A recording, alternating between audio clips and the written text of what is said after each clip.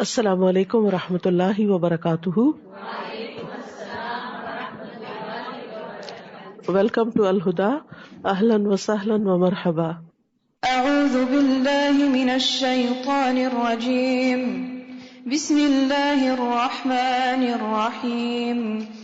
یا ایہا الذین آمنوا کتب علیکم الصیام کما کتب علی الذین من قبلکم لعلکم تتقون ایاما معدودات فمن كان منكم مريضا أو على سفر فعدة من أيام أخر وعلى الذين يطيقونه فدية طعام مسكين فمن تطوع خيرا فهو خير له وَأَن تَصُومُوا خَيْرٌ لَكُمْ إِن كُنتُمْ تَعْلَمُونَ.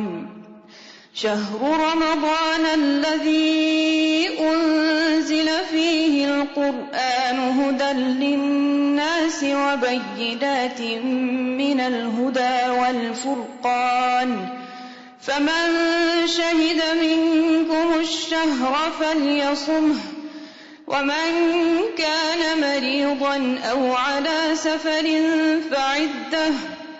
فعدة من أيام أخر يريد الله بكم اليسر ولا يريد بكم العسر ولتكملوا العدة ولتكبروا الله على ما هداكم ولعلكم تشكرون. نحمده ونصلي على رسوله الكريم. اما بعد فاعوذ بالله من الشيطان الرجيم. بسم الله الرحمن الرحيم. رب اشرح لي صدري ويسر لي امري واحلل عقدة من لساني يفقهوا قولي. يا ايها الذين آمنوا، اے لوگو جو ایمان لائے ہو. اللہ رب العزت کائنات کا مالک، کائنات کا بادشاہ ایمان والوں سے خطاب کر رہا ہے، ہم سے مخاطب ہے، مجھ سے اور آپ سے، اور ہمیں بتا رہا ہے کہ کتب علیکم الصیام، تم پر روزے فرض کر دیے گئے ہیں.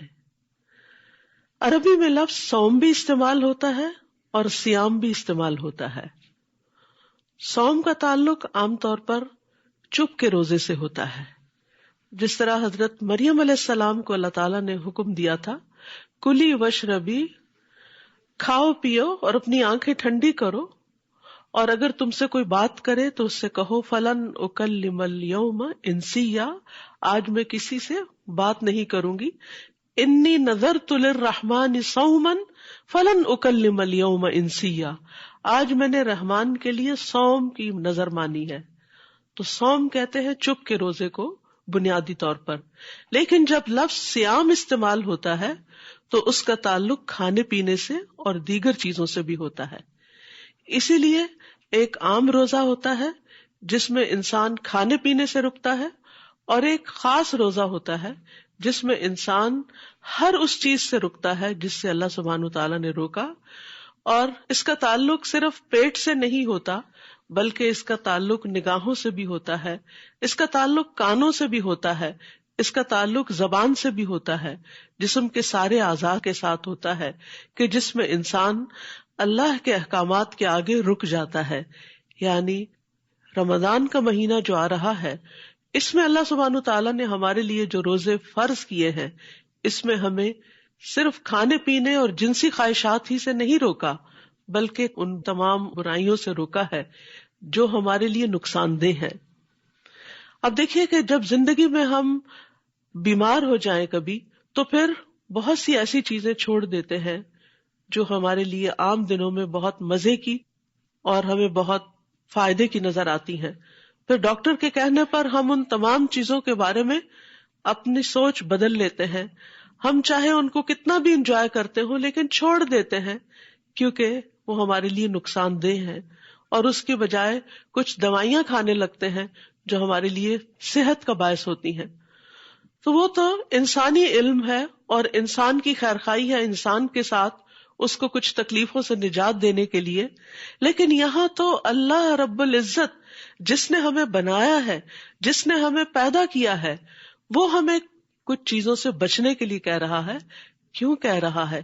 اس لیے نہیں کہ اس میں اس کا کوئی فائدہ ہے، اس لیے کہ اس میں سراسر ہمارا ہی فائدہ ہے.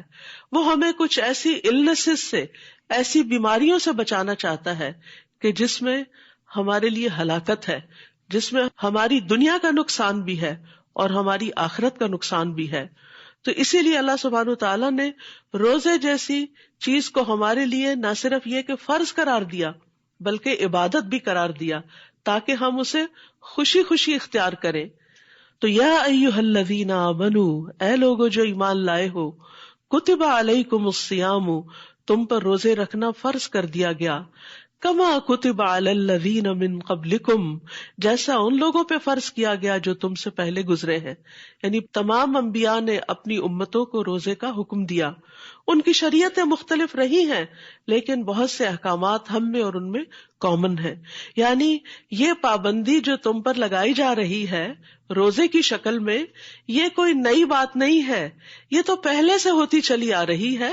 اور تم تو امت وسط ہو، تم تو آخری امت ہو جس پر دین مکمل کیا جا رہا ہے، تو تم پر بھی اس کو فرض کیا جا رہا ہے. اور اس کا فائدہ کیا ہے، اس کا مقصد کیا ہے؟ لعلکم تتقون، امید ہے کہ تم بچ جاؤ گے، یا تاکہ تم، یا شاید کہ تم تقوی اختیار کرو، شاید کہ تم بچ سکو. یعنی کچھ پابندیاں تو اللہ تعالی کی طرف سے ہیں اور پھر کچھ پابندیاں تمہیں اپنے اوپر خود لگانی ہوگی تاکہ تم جہنم کی آگ سے بچ جاؤ. تتقون، تقوی کا تعلق بچنے سے ہے. یعنی کس چیز سے بچنا؟ اللہ تعالیٰ کی ناپسندیدہ چیزوں سے بچنا. اور یہ بچنا زندگی کے سارے معاملات میں ہے. صرف چند حرام چیزوں سے بچنا یا رمضان میں صرف کھانے پینے اور جنسی خواہشات سے بچنا ہی مطلوب نہیں، بلکہ ان چیزوں سے بھی بچنا کہ جو اس کو پسند نہیں. کیونکہ اللہ سے محبت کرنے والے تو بہت زیادہ کانشیس ہوتے ہیں کہ کوئی ایسا کام ہم سے نہ ہو جائے کہ جس سے ہمارا رب ہم سے ناراض ہو جائے. لہذا تقوی کی ایکسرسائز اور اس کی پریکٹس صبح سویرے ہی شروع ہو جاتی ہے. یعنی جب ہمارا الارم بجتا ہے اور ہمارے اٹھنے کی گھنٹی بجتی ہے یا فجر کی اذان ہوتی ہے تو پھر ہمارا دو میں سے ایک رویہ ہوتا ہے. ایک تو یہ کہ ہم پہلو بدل کے پھر سے سو جائیں، اور دوسرا یہ کہ ہم اللہ کی پکار پر لبیک کہتے ہوئے اٹھ جائیں اور اللہ کو یاد کریں، اللہ کا ذکر کریں، اٹھ کر نماز پڑھیں. وضو کرتے وقت بھی تقویٰ کہ ہم اپنے وضو کا پورا کریں کہ اس میں سے کوئی حصہ بھی ایسا خشک نہ چھوڑیں کہ جس سے ہمارے وضو میں کوئی خلل آئے. پھر اس کے بعد نماز میں اللہ تعالیٰ کی طرف پورا خشوع اختیار کریں. لعلکم تتقون، یہ تتقون ہر موقع پر ہے. پھر جب ہم کھانے کی میز پر ناشتے کے لیے آئے تو وہاں بھی تتقون، بچ کر احتیاط سے، صرف صحت کے اعتبار سے نہیں، حلال و حرام کا فرق کرتے ہوئے. پھر جب ہم اپنے گھر سے نکلے کام کاج کے لیے، جاب کے لیے، بزنس کے لیے، تو بھی تتقون، وہاں بھی بچنا ہے ہر غلط پریکٹس سے، ہر غلط کام سے. پھر ہم اپنے گھر والوں کے ساتھ معاملہ کریں، ایک شوہر اپنی بیوی کے ساتھ معاملہ کرے تو اس میں بھی تتقون، تقوی، بچتے ہوئے کہ کہیں میری زبان سے، میرے رویے سے، میرے معاملے سے کوئی ایسی چیز سرزد نہ ہو کہ جو میرے رب کو ناراض کر دے. وہ صرف بیوی کو خوش کرنے کے لیے اچھے بول نہیں بولے گا، وہ اپنے رب کو راضی کرنے کے لیے اچھے بول بولے گا. اینڈ وائس ورسا، بیوی اپنے شوہر کے ساتھ اس لیے اچھا معاملہ نہیں کرے گی کیونکہ شوہر اس کا بہت اچھا ہے، نہیں، وہ اس لیے کرے گی کہ یہ اس کے رب کا حکم ہے، یہ اس کے رب نے اس سے کہا ہے. اور وہاں بھی وہ اللہ سے ڈرتے ہوئے، اللہ کی ناراضگی سے بچتے ہوئے اچھے کام کرے گا. پھر اپنے ورک پلیس پر وہ اپنی نگاہوں کی حفاظت کرے گا کہ جن چیزوں سے مجھے دیکھنے سے اللہ نے روکا ہے مجھے ان کو نہیں دیکھنا. وہ اپنی اسکرین کا استعمال کرتے ہوئے، سیل فون اٹھاتے ہوئے، وہ کوئی کال اٹینڈ کرتے ہوئے، وہ کسی سے بزنس ڈیل کرتے ہوئے ہر جگہ تقوی کا لحاظ رکھے گا. تو قرآن مجید میں جتنی کثرت کے ساتھ، جتنا زیادہ تقوی کے لفظ کی ریپیٹیشن ہے شاید ہی کوئی اور لفظ ہو. کیونکہ یہی ہماری ہدایت کا ذریعہ ہے، یہی ہماری کامیابی کا ذریعہ ہے، اسی سے ہمارے لیے دنیا میں کامیابی ہے۔ ظاہر ہے کہ جو شخص بہت کانشیس ہوتا ہے، پھونک پھونک کے قدم رکھ رہا ہوتا ہے زندگی کے معاملات میں اللہ کی ناراضگی سے بچتے ہوئے، تو وہی آخرت میں بھی کامیاب ہوگا۔ تو اس لیے اللہ سبحانہ تعالیٰ یہ تقوی حاصل کرنے کے لیے ہمیں روزوں کے ایک پورے عمل اور پروسیس سے گزار رہے ہیں، کیونکہ روزے میں انسان کو چند مخصوص چیزوں سے خاص طور پر بچنے کے لیے کہا گیا، جس میں سب سے نمبر 1 کھانا پینا ہے، کہ پانی کا ایک قطرہ یا کھانے کا ایک چھوٹا سا گرین بھی جب وقت پورا ہو جائے کہ اب اس کے بعد اور کچھ اندر نہیں جا سکتا، تو اپنا ہاتھ وہیں روک لے، اپنا چائے کا کپ وہیں روک لے، اپنا پانی کا گلاس وہیں روک لے کہ بس ٹائم ہو گیا ہے، اس کے بعد لمٹ کراس نہیں کر سکتا، اب اپنی خواہش پہ نہیں چل سکتا۔ پھر اسی طرح دن بھر آپ چاہے وضو کر رہے ہوں، چاہے کچھ بھی کر رہے ہوں، آپ سوچتے ہیں کہیں پانی میرے حلق سے نیچے نہ چلا جائے، تو یہ سب کیا ہے؟ دراصل تقویٰ کی پریکٹس ہے، بچنا بچنا بچنا۔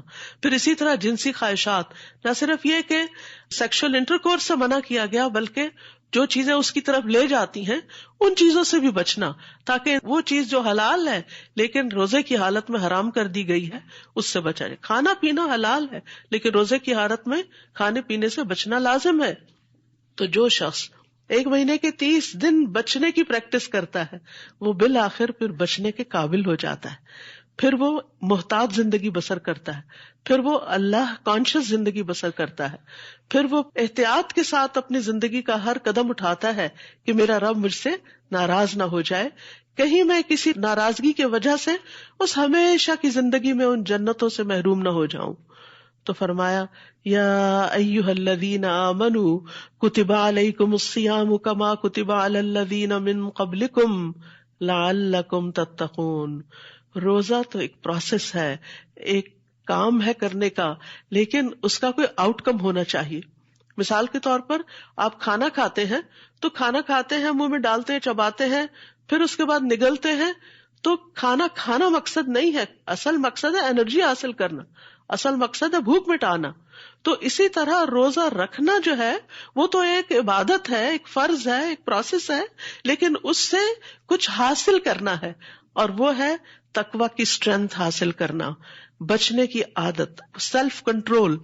آپ دیکھیے کہ سب سے بڑا اور سب سے مضبوط انسان وہ ہے جو اپنے آپ کو کنٹرول کر سکتا ہے۔ دوسروں کو کنٹرول کرنے کی تو ہر ایک کے اندر خواہش اور شوق ہوتا ہے، اور ماؤں کو دیکھیے کہ کس طرح بچوں کو اپنے کنٹرول میں، حتیٰ کہ شادی کے بعد بھی ان کو اپنے ہی کنٹرول میں رکھنا چاہتی ہیں کہ کہیں یہ بیوی کا نہ ہو جائے، یا کہیں بچوں کا رجحان زیادہ سسرال کی طرف نہ ہو جائے، اس قسم کے خدشات لاحق رہتے ہیں۔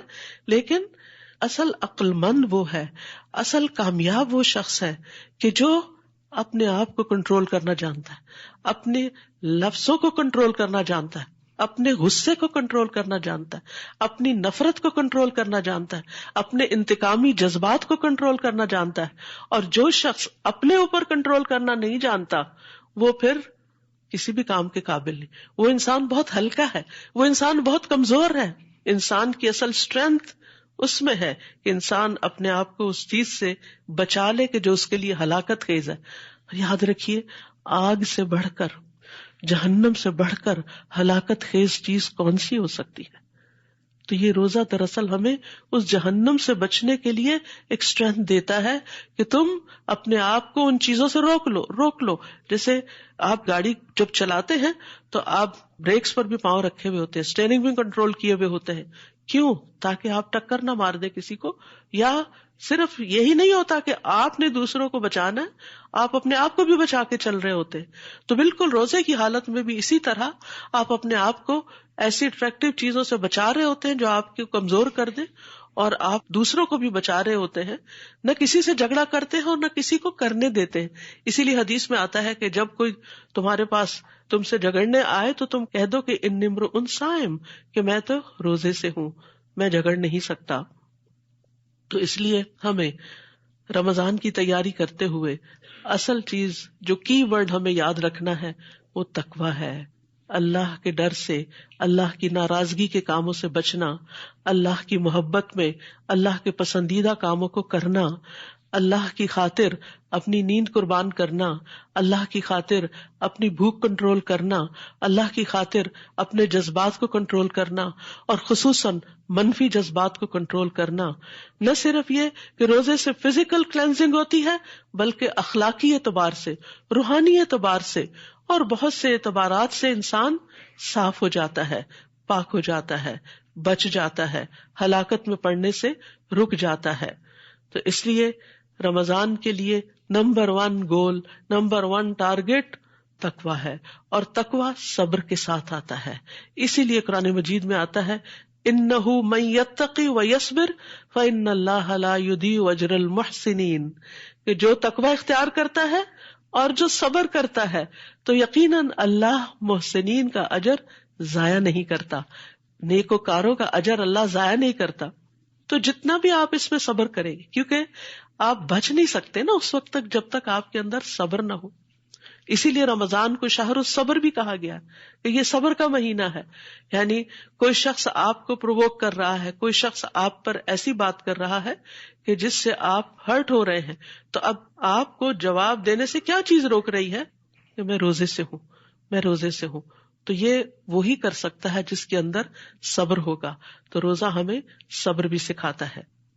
يا أيها الذين آمنوا كتب عليكم الصيام كما كتب على الذين من قبلكم لعلكم تتقون. پھر آپ دیکھیے کہ انسان کی نیچر میں ہے یہ بات کہ وہ اپنے اوپر پابندیاں برداشت نہیں کرتا، اور اس کو ایک عرصے تک اپنے آپ کو ایک پابندی میں رکھنا مشکل کام لگتا ہے. تو اسی لیے اللہ سبحانہ و تعالیٰ فرماتے ہیں ایام معدودات، گنتی کے چند دن ہیں، گنے چنے چند دن ہیں. تو انسان کی نیچر میں یہ چیز ہے کہ وہ پابندی برداشت نہیں کرتا، اور پابندی سے اس کو گھٹن ہونے لگتی ہے، اسے گھٹن ہونے لگتی ہے کہ کب میں اس سے باہر نکلوں گا. آپ دیکھیں ویسے آپ چلتے پھرتے رہے، آتے جاتے رہے، کچھ نہیں ہوتا، لیکن جب آپ گاڑی میں بیٹھ جاتے ہیں تو پھر آپ کا کیا دل ہوتا ہے کہ کب باہر نکلیں گے. آپ لفٹ پہ سوار ہوتے ہیں تو آپ کو کیا ہوتا ہے کب دروازہ کھلے گا، کب باہر نکلیں گے. تو یہ انسان کی نیچر ہے کہ اس کو تنگی اور گھٹن اور پابندی اور ریسٹرکشن یہ چیزیں پسند نہیں ہوتی. بہرحال 30 دن کے اس پابندیوں کے پروسیس سے گزرنے کے بعد وہ کافی حد تک پھر اس پریزن سے دل لگا چکا ہوتا ہے، اس کو عادت ہو چکی ہوتی ہے، لیکن آغاز میں مشکل لگ رہا ہوتا ہے. تو اللہ سبحانہ و تعالیٰ کیا فرماتے ہیں، ڈرو نہیں، ایام معدودات، چند دن کی بات ہے، گنے چنے دن ہیں، اور پورے سال میں شاید ہی کسی مہینے کو ہم اتنا گنتے ہوں گے جتنا رمضان کے آنے کو بھی گنتے ہیں اور پھر جانے کو بھی گنتے ہیں کہ کتنے دن باقی رہ گئے. ایام معدودات فمن کان منکم مریضا، پھر بھی جو تم میں سے بیمار ہو، او علی سفر، یا مسافر ہو، فعدۃ من ایام اخر، تو اس پر پابندیاں نہیں، وہ آلریڈی جکڑا ہوا ہے، خود سفر کی پابندی میں ہے اور یہ بیماری کی وجہ سے ریسٹرکٹیڈ ہے، تو اس کو رخصت ہے. یہ روزہ نہ بھی رکھے تو کوئی بات نہیں، لیکن گنتی پوری کرنا لازم ہے. تو یہ یاد رکھیے کہ ہر مسلم عاقل بالغ انسان پر اگر 30 کا مہینہ ہے تو 30 دن کے روزے فرض ہیں، اگر 29 کا ہے تو 29 دنوں کی گنتی پوری کرنا لازم ہے. رمضان میں پوری ہو جائے تو بہت ہی اچھا، ایک پورا ماحول ہوتا ہے، ایک موسم ہوتا ہے، آسان ہوتا ہے سب کے ساتھ مل کے روزہ رکھنا. لیکن اگر بیماری کی وجہ سے نہیں رکھ سکے تو بعد میں جتنا جلدی ہو اپنے روزوں کی گنتی کو پورا کر لیا جائے. 4 چھوڑے ہیں تو 4 قضا رکھ لیں، 10 چھوڑے ہیں تو 10 قضا رکھ لیں. وَعَلَى الَّذِينَ يُطِيقُونَهُ، اور وہ لوگ جو اس کی طاقت رکھتے ہوں. اس کے 2 معنی کیے گئے ہیں. ایک یہ کہ یہ آیت شروع میں نازل ہوئی تھی جب ابھی لوگوں کو پوری طرح ان پابندیوں کی عادت نہیں تھی، تو اس وقت ایک آپشن دی گئی تھی کہ اگر طاقت رکھتے بھی ہیں روزہ رکھنے کی، پھر روزہ نہیں رکھتے، فدیۃ طعام مسکین، تو وہ مسکین کو ایک کھانا کھلا دیں. فمن تطوع خیرا فہو خیر اللہ، اور جو خوشی سے نیکی کرے گا وہ اس کے لیے بہتر ہے. وَأَن تَصُومُوا خَيْرٌ لَكُمْ، اور یہ کہ تم روزہ رکھو یہی تمہارے لیے بہتر ہے. ان کنتم تعلمون، اگر تم جانتے ہو. کیا جانتے ہو؟ روزے کے فائدے جانتے ہو، روزے کا ثواب جانتے ہو، روزے سے حاصل ہونے والی برکات جانتے ہو، تو پھر تو تم روزہ ہی رکھو گے، اور تم روزہ رکھو تو تمہارے حق میں بہتر ہے. دوسرا معنی یہ کیا گیا ہے کہ وہ لوگ جو مشقت سے روزہ رکھے، یعنی جیسے بوڑھے لوگ ہیں یا حاملہ عورتیں ہیں یا اور اس طرح کے جن کو کوئی تکلیف ہے اور روزہ ان پہ بڑا بھاری ہے. کچھ لوگ ایسے ہوتے ہیں ان کو ڈائٹنگ بائیں ہاتھ کا کھیل لگتا ہے، وہ اکثر ہی ڈائٹنگ پہ ہوتے ہیں. لیکن کچھ لوگوں کے لیے کھانا چھوڑنا بہت ہی مشکل کام ہوتا ہے. سگریٹ چھوڑنا بہت مشکل کام ہے، کچھ اور ایسی چیزوں کی عادت پڑی ہوئی ہے تو ان کو چھوڑنا وہ ان کو اپنے لیے موت نظر آتا ہے کہ یہ کیسے ہوگا. لیکن حقیقت یہ ہے کہ ہر مشکل کے ساتھ آسانی بھی ہے. ان مع العسر یسرا، تنگی کے ساتھ آسانی ہے. وہ تنگی انسان برداشت کرتا ہے تو پھر اس کے بعد اللہ سبحانہ وتعالیٰ اسی میں اس کے لیے وسعت پیدا کر دیتا ہے، اس کی طبیعت کو اس کے موافق کر دیتا ہے. بہرحال اب یہاں یہ ہے کہ جو لوگ مشکل سے روزہ رکھیں، یعنی بیماری کی وجہ سے یا بڑھاپے کی وجہ سے، تو وہ پھر کیا کریں؟ ان کے اوپر اگر بہت شاق گزرتا ہو تو پھر وہ مسکین کو کھانا کھلا کے فدیہ دے دیں. فمن تطوع خیرا فہو خیر اللہ. یہ مسکین کا کھانا کیا ہے؟ ایک وقت کا کھانا. کیسا؟ جیسا خود کھاتے ہو. یعنی ہر شخص اپنا حساب کر سکتا ہے کہ ایک وقت میں، جیسے ڈنر ٹائم پر اگر وہ میٹ لیتا ہے، بریڈ لیتا ہے، سیلڈ لیتا ہے، جوس لیتا ہے فار ایگزامپل، تو اس کی ویلیو کیا بنتی ہے.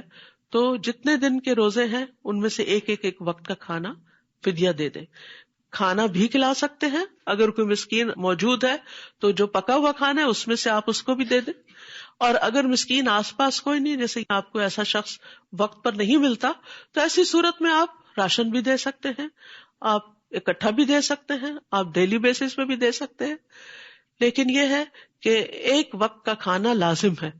یہاں پر فرمایا فمن تطوع خیرا، جو خوشی سے نیکی کرے، فہو خیر اللہ، تو وہ اس کے لیے بہت اچھا ہے.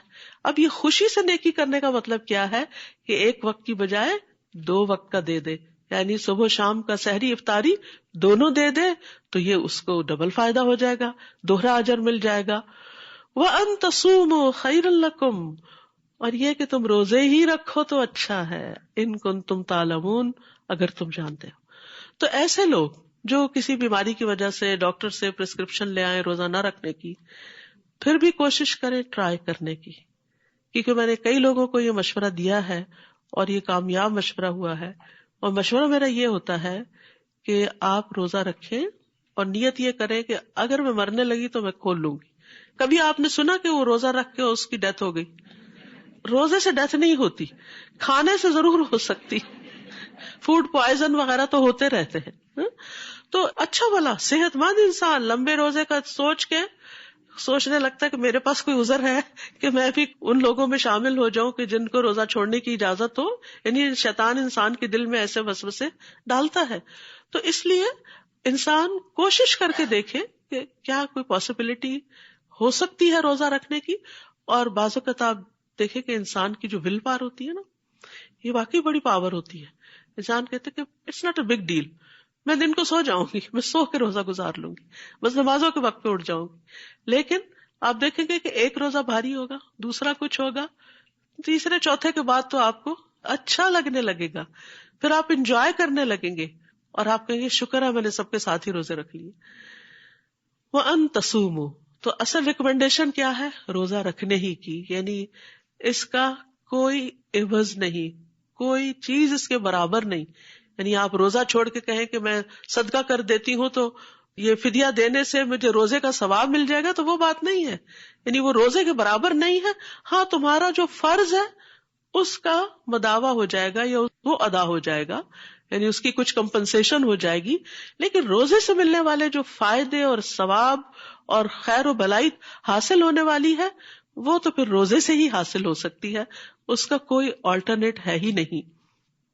ایاما معدودات فمن كان منكم مريضا أو على سفر فعدة من أيام أخر وعلى الذين يطيقونه فدية طعام مسكين فمن تطوع خيرا فهو خير له وأن تصوموا خير لكم إن كنتم تعلمون. اب دیکھیے ایک ہی آیت میں 3 دفعہ خیر کا لفظ آیا. تو بہرحال روزہ یا روزے کا فدیہ خیر ہی خیر ہے، خیر ہی خیر ہے. یعنی ان سب چیزوں میں تمہارے لیے بھلائی ہی بھلائی ہے، فائدہ ہی فائدہ ہے، کامیابی ہی کامیابی ہے. پھر فرمایا شہر رمضان الذی انزل فیہ القرآن، رمضان وہ مہینہ ہے جس میں قرآن اتارا گیا ہے. یعنی رمضان میں روزے کیوں فرض کیے گئے؟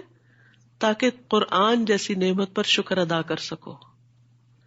حقیقت یہ ہے کہ قرآن جیسی کوئی چیز نہیں، یعنی اس معنی میں کہ باقی تمام چیزیں جو ہیں وہ اللہ کی مخلوق ہے. آسمان بہت بڑا ہے، اللہ کی کریشن ہے. زمین اللہ کی کریشن ہے. پہاڑ، درخت، انسان، جانور، حیوانات، پرند چرند، یہ سب اللہ کی کریشن ہے. سونا، چاندی، جو بھی انسان کو چیزیں بہت اٹریکٹ کرتی ہیں، یہ ساری اللہ کی کریشن ہے. لیکن ان میں سے سب سے بہترین چیز اللہ کا کلام قرآن ہے. قرآن جو ہے ایک مبارک کتاب ہے، برکتوں والی ہے. اللہ تعالیٰ فرماتے کتاب انزلناہ الیک مبارک، یہ ایک کتاب جو ہم نے آپ کی طرف اتاری ہے بہت بابرکت ہے. کیوں اتاری ہے؟ لیدبروا آیاتہ، تاکہ لوگ اس کی آیات میں تدبر کریں، غور و فکر کریں. ولیتذکر اولو الالباب، اور عقل مند اس سے نصیحت حاصل کرے. تو یہ بابرکت کتاب بابرکت مہینے میں، بابرکت رات میں، بابرکت شہر میں، انبیاء کے سردار محمد صلی اللہ علیہ وسلم پر اور بہترین امت محمد صلی اللہ علیہ وسلم پر نازل ہوئی. تو یہ رمضان کی لیلۃ القدر میں نازل ہوئی.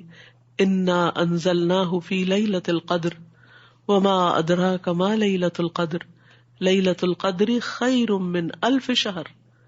لیلۃ القدر میں جو نازل ہوئی، تمہیں کیا پتا کہ وہ لیلۃ القدر کیا ہے؟ وہ 1000 مہینوں سے زیادہ بہتر ہے.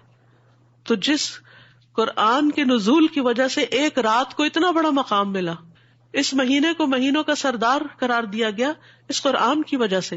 سوچے پر اس قرآن کی عظمت کیا ہوگی، اس قرآن کی فضیلت کیا ہوگی، اس قرآن کی برکت کیا ہوگی، اس قرآن کے ساتھ ملنے والی رحمتیں کیا ہوں گی. تو اس لیے ہم سب کو اس بارے میں سوچنا چاہیے کہ ہم اس رمضان میں قرآن کے ساتھ کیسا تعلق قائم کر سکتے ہیں.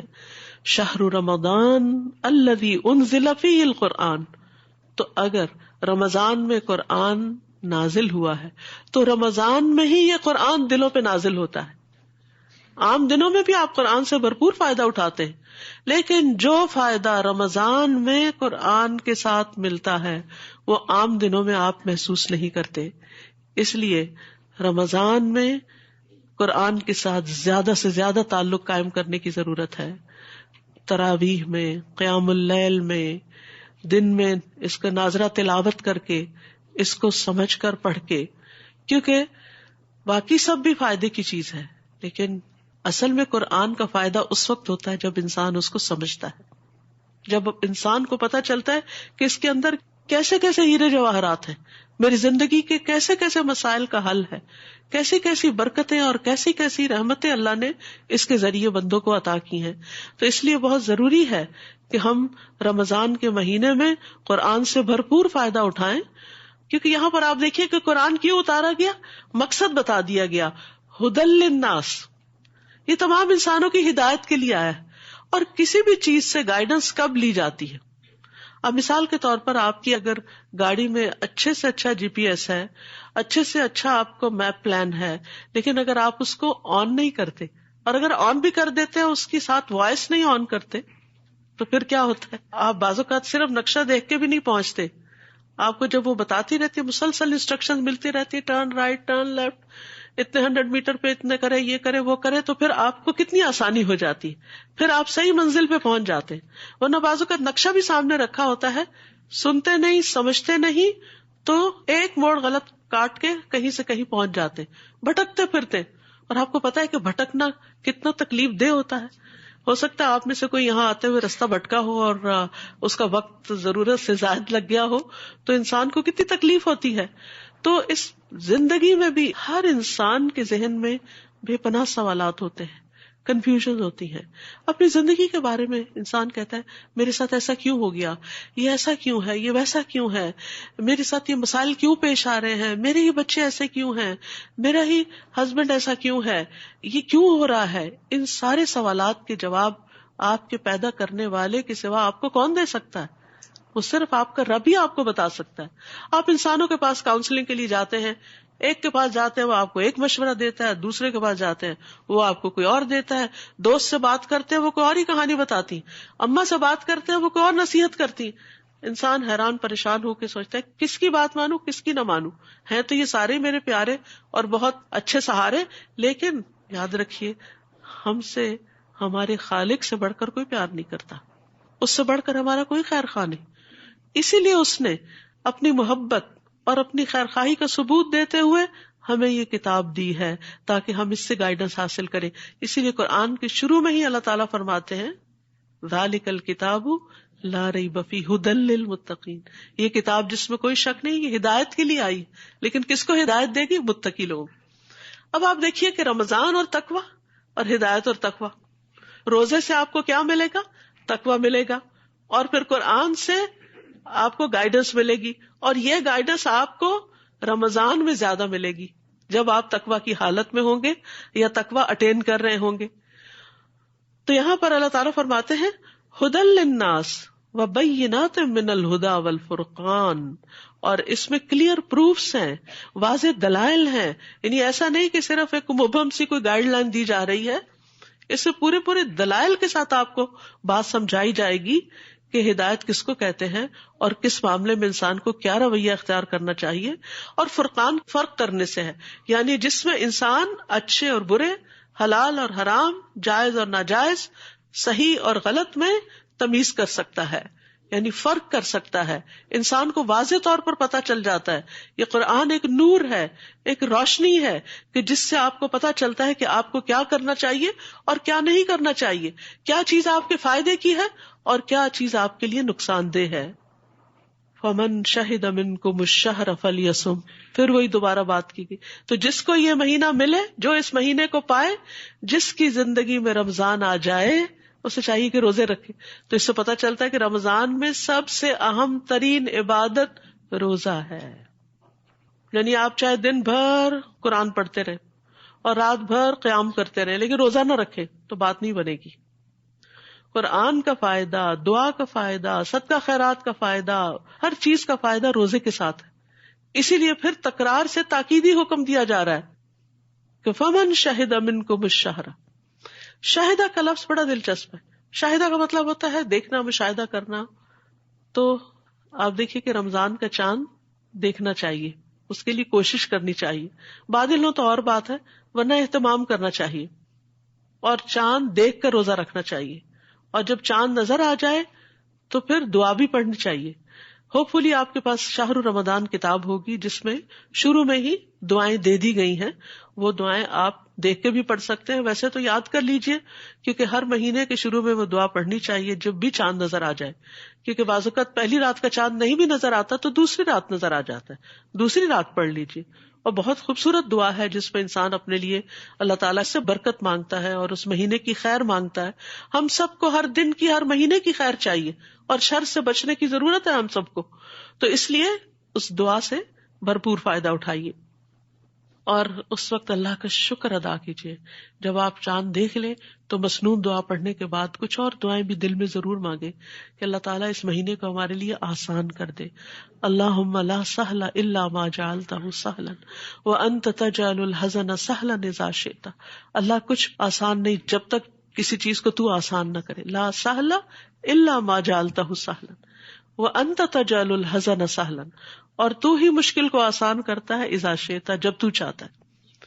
تو آسانی مانگے کہ اللہ روزہ رکھنا آسان کر دے، یا اللہ روزے کے ساتھ سارے جو میرے کام اور ذمہ داریاں ان کو پورا کرنا آسان کر دے، یا اللہ راتوں کا قیام آسان کر دے، یا اللہ میرے لیے صدقہ خیرات کرنا آسان کر دے، یا اللہ نیکیوں کی زیادہ سے زیادہ توفیق دے دے مجھے، اور ہر طرح کی آسانیاں کر دے، کیونکہ جب آسانی ہوگی تو انشاءاللہ آپ کو پتہ بھی نہیں چلے گا، اور رمضان کے اینڈ میں آپ کہیں گے کاش یہ سارا سال ہی رمضان ہوتا، کتنی ٹائم مینجمنٹ ہو گئی تھی، کتنی ہر چیز اپنے وقت پر اپنی جگہ پر آ گئی، کتنے ہی کام وقت پر سمٹ گئے. کیونکہ ویسے تو ہم کھانے کی بیس پہ بیٹھتے ہیں تو اٹھتے ہی ٹائم لگا دیتے ہیں، لیکن رمضان میں جب ڈنر کرتے ہیں تو کیا ہوتا ہے، تراویح کے لیے جانا ہے، جلدی کرو، بس کرو، ختم کرو، بس اتنے بجے ٹائم ختم، اور اس کے بعد آپ چیزیں سمیٹ دیتے ہیں. سحری کے وقت آپ سحری کھا رہے ہیں، بس ٹائم ہو رہا ہے، ختم کر دو یہاں پر. یہ عام دنوں میں ہو ہی نہیں پاتا. 5 منٹ اوپر 5 منٹ نیچے تو کوئی بات ہی نہیں، چاہے ہم کچھ بھی کر رہے ہوں. اور جو خواتین ماشاءاللہ آرام سے گھروں میں رہتی ہیں ان کے تو ویسے ہی پھر موج ہوتی ہے، جتنا چاہیں ٹائم لمبا کر لیں. ایک چائے کا کپ چاہے آدھے گھنٹے میں پیئیں، اور وہ ختم ہو تو ایک اور بنا کے پینا شروع کر دیں. اپنی آزادی ہے، اپنی دنیا ہے، جو چاہے کریں. تو رمضان میں یہ ساری چونکہ ہماری اپنی ہی عادتیں کنٹرول ہو جاتی ہیں تو بہت سارا وقت بچ جاتا ہے، اس میں بہت ساری نیکیاں کمانے کا موقع مل جاتا ہے، اس میں بہت کچھ سیکھنے کا وقت مل جاتا ہے، عبادت کا وقت مل جاتا ہے، تلاوت کا وقت مل جاتا ہے. یعنی عام دنوں سے زیادہ قرآن پڑھتے ہیں، عام دنوں سے زیادہ دعائیں کرتے ہیں، عام دنوں سے زیادہ صدقہ خیرات کرتے ہیں، عام دنوں سے زیادہ دوسروں کو کھانا کھلاتے ہیں، تو عام دنوں سے زیادہ اچھے اچھے کام کر رہے ہوتے ہیں، تو برکتیں ہی برکتیں ہو جاتی ہیں اپنی بس کچھ ایسی عادتوں کو کنٹرول کر کے. تو یہ اللہ تعالیٰ کی بہت بڑی رحمت ہے. پھر فرمایا وَمَنْ كَانَ مَرِيدًا أَوْ عَلَى سَفَرٍ فَعِدَّةٌ مِّنْ أَيَّامٍ أُخَرَ، جو بیمار ہو یا سفر پر ہو تو دوسرے دنوں سے گنتی پوری کر لے. دوبارہ وہی حکم ہے. پھر فرمایا یرید اللہ بکم اليسر ولا یرید بکم العسر. کتنا پیارا ہے ہمارا رب، اللہ تمہارے لیے آسانی چاہتا ہے، مشکل نہیں چاہتا. یعنی وہ بیمار کو اور مسافر کو روزے کی پابندی ڈال کے مشقت میں نہیں ڈالنا چاہتا. اللہ تعالیٰ چاہتا، اللہ تو اللہ ہے، وہ تو ہمارا رب ہے، وہ ہمارا مالک ہے، اسی کی طرف ہم نے جانا ہے، وہ جو چاہے ہمیں حکم دے سکتا ہے. ہمارے پاس جو کچھ ہے سب اسی کا تو ہے. اب مثال کے طور پر آپ کسی گھر کے مالک ہوتے ہیں، اس میں کسی کرایہ دار کو رکھتے ہیں، تو اس کے بعد یہ ہے کہ جو بھی کانٹریکٹ ہوتا ہے اس کے مطابق جب چاہیں آپ اس کو پھر ختم کر لیتے ہیں، کیونکہ آپ کا گھر ہے نا، آپ مالک ہیں، آپ نہیں رکھنا چاہتے کسی کو، آپ کچھ تبدیلی کرنا چاہتے ہیں اس میں. تو بہت سی چیزیں جس کا انسان مالک ہوتا ہے یا جس حد تک مالک ہوتا ہے اس میں اس کے اختیارات ہوتے ہیں. تو اللہ تو ایبسولوٹ مالک ہے، اس کے تو پورے پورے اختیارات ہیں. وہ چاہتا تو ہر چیز میں ہمیں پابندی میں ڈال دیتا، مشقت میں ڈال دیتا، لیکن اس نے ہمارے لیے آسانی کی ہے. یرید اللہ بکم اليسر کہ دوسرے دنوں سے گنتی پوری کرنے کا کہا ہے، اور اس میں بھی پابندی نہیں لگائی کہ شوال میں ہی پورا کرنا ہے. یہ بھی نہیں کہا کہ اگلے 6 مہینے میں پورا کرنا ہے، نہیں، اگلے شعبان تک جب بھی پورا کر لو. حضرت عائشہ کہتی ہیں اپنے بارے میں کہ میں رسول اللہ صلی اللہ علیہ وسلم کے ساتھ مشغولیت کی وجہ سے اپنے قضاء روزے شعبان میں ہی پورے کر پاتی تھی. تو بہت سے لوگوں کا یہی حال ہوتا ہے کہ وہ اگلے رمضان سے پہلے اپنی قضاء پوری کر رہے ہوتے ہیں. تو یہ بھی اللہ سبحانہ وتعالیٰ کا ایک فضل ہے کہ اس نے ہمارے لیے بہت سی آسانیاں بھی رکھی، یعنی فرض کی ادائیگی کی بھی ذمہ داری دی اور آسانیاں بھی رکھی. وَلِتُكْمِلُوا الْعِدَّةَ، تاکہ تم گنتی پوری کرنا. یہاں گنتی پوری کرنے کی پھر تاکید ہے. وَلِتُكَبِّرُوا اللَّهَ عَلَىٰ مَا هَدَاكُمْ، اور تاکہ تم اللہ کی بڑائی بیان کرو اس پر جو اس نے تمہیں ہدایت دی. حقیقت یہ ہے کہ اگر ہمیں روزے کے فائدے پتہ چل جائیں تو ہمارے منہ سے سوائے اللہ اکبر کے کچھ نہ نکلے. کیسا ہے ہمارا رب کہ جس نے ہمیں یہ سب کچھ عطا کیا.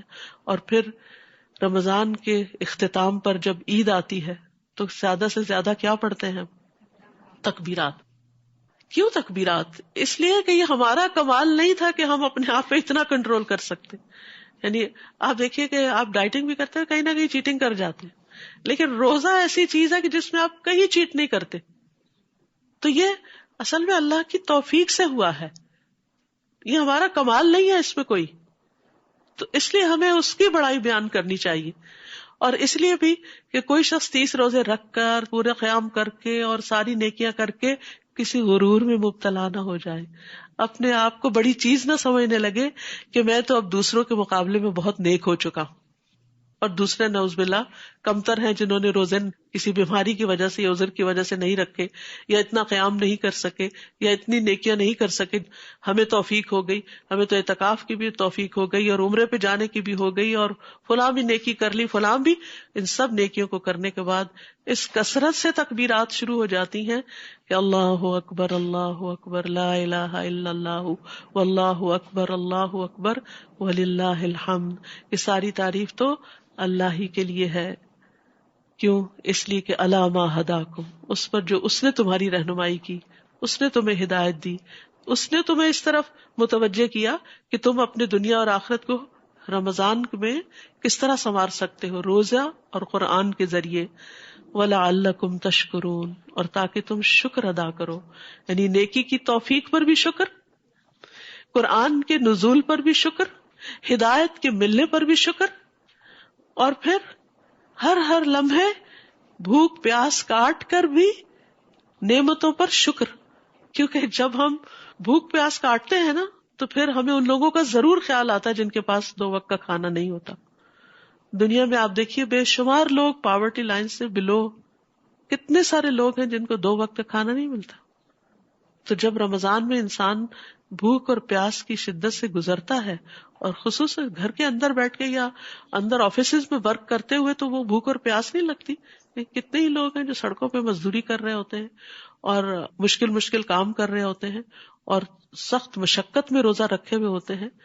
آپ نے کبھی مشاہدہ کیا ہوگا جن لوگوں کا گاؤں وغیرہ سے تعلق ہے کہ جہاں پر نہ ایئر کنڈیشنرز ہوتے ہیں، بعض اوقات بجلی نہیں ہوتی، بعض اوقات پنکھا ہی نہیں ہوتا، اور بعض اوقات ٹھنڈی چھاؤں بھی نہیں ہوتی کیونکہ اتنی لو چل رہی ہوتی ہے کہ انسان کے لیے واقعی روزہ رکھنا مشکل ہوتا ہے.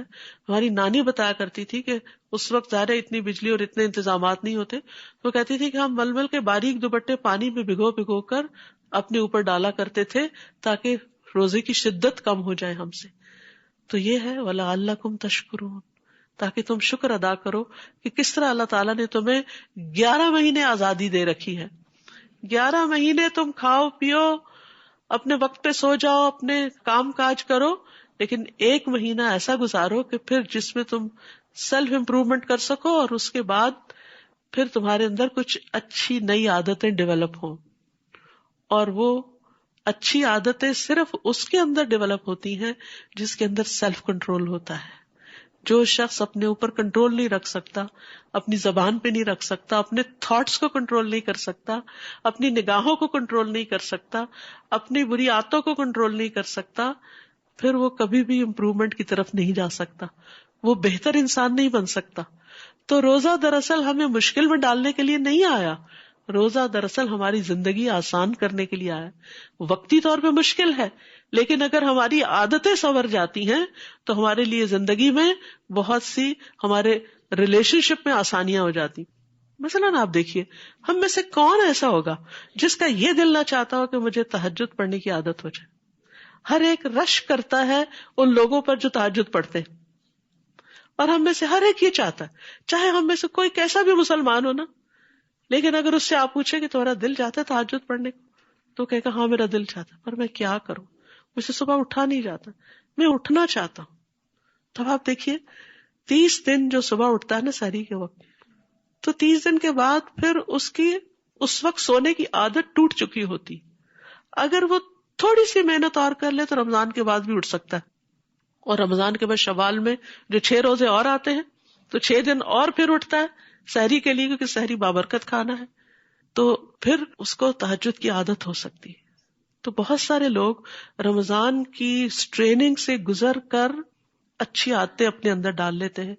پھر آپ دیکھیے نفلی روزوں کا کتنا ثواب ہے. ہر مہینے کے 3 روزے جو ہیں وہ دل کا وحر دور کرتے ہیں، یعنی سینے کی تنگی کو، حسد، بدگمانیاں اور دل کے اندر جو بہت سی ایسی خرابیاں پریشانیاں پلتی ہیں، وہ 3 روزے جو ہیں ان کو صاف کر دیتے ہیں. لیکن ہم میں سے بہت سے لوگ چاہنے کے باوجود نہیں رکھ پاتے.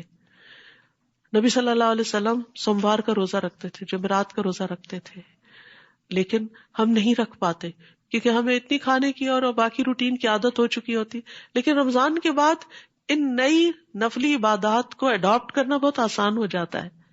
تو اگر اس طرح کا بھی کچھ ٹارگٹ رکھ لیا جائے کہ اس رمضان کے بعد انشاءاللہ میں تہجد نہیں چھوڑوں گی، یا اس رمضان کے بعد میں نفلی روزے اختیار کر لوں گی، چاہے ہر سوموار جمعرات نہیں بھی تو کم از کم مہینے کے 3 روزے جو ایام 20 کے روزے ہوتے ہیں. اور کئی لوگوں کو میں نے دیکھا ہے کہ ماشاءاللہ رمضان کے بعد ان کے اندر یہ اسٹرینتھ آ گئی، کیونکہ وہ خوف نکل جاتا ہے نا جو ہمیں ہوتا ہے، نہیں مجھے بھوک لگ جائے گی، نہیں مجھے پیاس لگ جائے گی، نہیں میرے سے یہ کام نہیں ہوگا، یہ مشکل ہوگی، لیکن پھر انسان کے لیے آسانی ہو جاتی. تو نیکیوں کی توفیق ملنے پر لعلکم تشکرون، تاکہ تم شکر ادا کرو، شکر گزار بن جاؤ. شهر رمضان الذي أنزل فيه القرآن هدى للناس وبينات من الهدى والفرقان فمن شهد منكم الشهر فليصمه ومن كان مريضا أو على سفر فعدة من أيام أخر يريد الله بكم اليسر ولا يريد بكم العسر ولتكملوا العدة ولتكبروا الله على ما هداكم ولعلكم تشكرون. تو کتنی چیزیں ہمارے اندر پیدا ہوں گی انشاءاللہ رمضان کی برکت سے. سب سے پہلے تو تقوی، پھر اس کے بعد ہدایت، پھر اس کے بعد اللہ کی بڑائی کا احساس، پھر اس کے بعد اللہ کی شکر گزاری کا احساس، اور پھر بیچ میں ایک میزان، ایک کرائیٹیرین اچھے اور برے میں فرق کرنے کا. یہ بھی رمضان میں قرآن پڑھ کر انسان کے اندر آ جاتا ہے. نبی صلی اللہ علیہ وسلم ہر رمضان میں جبریل علیہ السلام کے ساتھ مل کر قرآن کا دور کرتے تھے، یعنی اکیلے پڑھنے کی بجائے جبریل علیہ السلام کے ساتھ مل کے پڑھا کرتے تھے، ان سے سنتے بھی تھے اور ان کو سناتے بھی تھے. تو اسی مناسبت سے انشاءاللہ اس سال بھی رمضان میں دورہ قرآن ہوگا روزانہ. رمضان سے پہلے شعبان کا مہینہ بھی ایسا ہے کہ جو بڑی خیر و برکت والا ہے. اس کے بارے میں آپ نے فرمایا کہ بہت سے لوگ اس سے غافل ہوتے ہیں، یعنی جو رجب اور رمضان کے بیچ میں ایک مہینہ ہے، لوگ اس کی خیر سے واقف نہیں ہوتے، اس لیے اس میں پوری طرح وہ نیکیوں کی طرف متوجہ نہیں ہوتے. حدیث میں آتا ہے کہ نبی صلی اللہ علیہ وسلم شعبان کے مہینے میں باقی تمام، یعنی رمضان کو چھوڑ کر باقی تمام مہینوں کے مقابلے میں زیادہ روزے رکھتے تھے، یعنی سب سے زیادہ روزے رمضان کے بعد شعبان میں رکھا کرتے تھے. اسی طرح سلف صالحین جو تھے وہ رمضان کے علاوہ سب سے زیادہ قرآن بھی شعبان میں پڑھا کرتے تھے. تو اس لیے انشاءاللہ ہم شعبان ہی میں، یعنی مڈ شعبان کے بعد دورہ قرآن شروع کر رہے ہیں، تاکہ آپ کو آخری عشرہ پھر اور زیادہ راتوں کی عبادت کے لیے مل جائے. کیونکہ نبی صلی اللہ علیہ وسلم آخری عشرے میں خود بھی جاگتے تھے، گھر والوں کو بھی جگاتے تھے. اور بہت سے لوگ اعتکاف بھی کرتے ہیں. مصنون اعتکاف تو مسجد کے اندر ہی ہوتا ہے، لیکن جو خواتین گھر نہ چھوڑ سکتی ہوں وہ گھر کے اندر ایک گوشے میں بیٹھ کر، اگر اس کو اعتکاف نہ بھی کہیں تو ایک جگہ جم کے بیٹھ کے اپنی عبادت کر سکتی ہیں. کیونکہ وہ ایک جگہ سکلوڈ ہو کے بیٹھنے کا فائدہ یہ ہوتا ہے کہ سب کو پتا ہوتا ہے کہ وہ کسی کام سے بیٹھا ہوتا ہے. جب آپ اپنے ڈیسک پہ گھر پہ بھی بیٹھ جاتے ہیں اپنا کام لے کے، تو سب کو پتا ہوتا ہے اب اماں کو ڈسٹرب نہیں کرنا، وہ اپنے آفس ورک میں ہے. کئی لوگ گھروں سے کام کرتے ہیں تو ان کا ایک اسکیجول ہوتا ہے. تو اسی طرح گھر میں بھی عبادت کا ایک اسکیجول آپ بنا سکتے ہیں. تو اس لیے انشاءاللہ تعالی اللہ سبحانہ تعالیٰ کے فضل سے آپ نے پورے قرآن سے گزرنا ہے. کوشش کرنی ہے کہ کوئی سپارہ آپ کا چھوٹے نہیں، اور ہر سپارے کے اندر سے کم از کم 3 ایکشن پوائنٹس جو ہیں، یعنی 3 ایسے عمل کے نقطے اپنے لیے نکال لیں، تو آخر میں پورے سال کے لیے آپ کے پاس مٹیریل جمع ہو جائے گا کہ کیا کیا کرنا. تھنگس ٹو ڈو، یعنی آپ کی سیلف امپروومنٹ کے لیے اللہ سبحانہ تعالیٰ کی دی ہوئی رہنمائی میں سے آپ اپنے لیے کیا کیا اختیار کرتے ہیں، آپ اپنے لیے کیا کیا اختیار کرتے ہیں، آپ اپنے لیے کیا کیا اختیار کرتے ہیں، آپ اپنے لیے کیا کیا اختیار کرتے ہیں، آپ اپنے لیے کیا کیا اختیار کرتے ہیں، آپ اپنے لیے کیا کیا اختیار کرتے ہیں، آپ اپنے لیے کیا کیا اختیار کرتے ہیں، آپ اپنے لیے کیا کیا اختیار کرتے ہیں، آپ اپنے لیے کیا کیا اختیار کرتے ہیں، آپ اپنے لیے کیا کیا اختیار کرتے ہیں، آپ اپنے لیے کیا کیا اختیار کرتے ہیں، آپ اپنے لیے کیا کیا اختیار کرتے ہیں، آپ اپنے لیے کیا کیا اختیار کرتے ہیں، آپ اپنے لیے کیا کیا اختیار کرتے ہیں، آپ اپنے لیے کیا کیا اختیار کرتے ہیں؟ آپ اپنے لیے کیا کیا اختیار کرتے ہیں؟ آپ اپنے لیے کیا کیا اختیار کرتے ہیں؟ آپ اپنے لیے کیا کیا اختیار کرتے ہیں؟ آپ اپنے لیے کیا کیا اختیار کرتے ہیں؟ آپ اپنے لیے کیا کیا اختیار کرتے ہیں؟ آپ اپنے لیے کیا کیا اختیار کرتے ہیں؟ آپ اپنے لیے کیا کیا اختیار کرتے ہیں؟ آپ اپنے لیے کیا کیا اختیار کرتے ہیں؟ آپ